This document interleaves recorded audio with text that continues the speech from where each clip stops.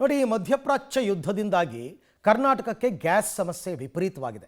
Commercial cylinder ಸಿಗ್ತಾ ಇಲ್ಲ, auto LPG ಸಿಗ್ತಾ ಇಲ್ಲ, ಗೃಹ ಬಳಕೆ ಸಿಲಿಂಡರ್ ಸಿಗ್ತಿಲ್ಲ. ಆದರೆ ಇದು ರಾಜಕೀಯ ಕಿತ್ತಾಟಕ್ಕೆ ಕಾರಣವಾಗ್ಬಿಟ್ಟಿದೆ. BJP ವರ್ಸಸ್ ಕಾಂಗ್ರೆಸ್ ನಡುವೆ ಆರೋಪ ಪ್ರತ್ಯಾರೋಪ ಜೋರಾಗ್ತಾ ಇದೆ.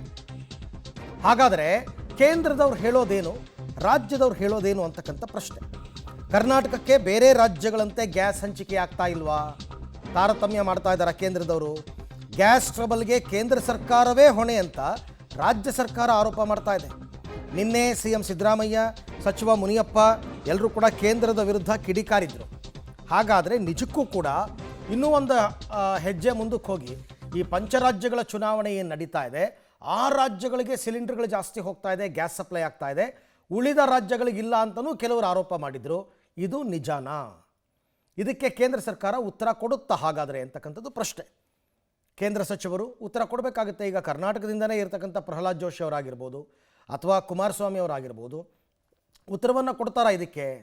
ನಿಜಕ್ಕೂ ಕೂಡ ಕೇಂದ್ರ ತಾರತಮ್ಯ ಮಾಡ್ತಾ ಇದೆಯಾ? ಇದೆಲ್ಲವೂ ಕೂಡ ಗೊತ್ತಾಗಬೇಕು. ಯಾಕೆಂದರೆ ರಾಜ್ಯ ಸರ್ಕಾರದ ಪಾತ್ರ ಇದರಲ್ಲಿ ಏನೂ ಇರಲ್ಲ, ಇರೋದೆಲ್ಲ ಕೇಂದ್ರದ್ದೇನೆ.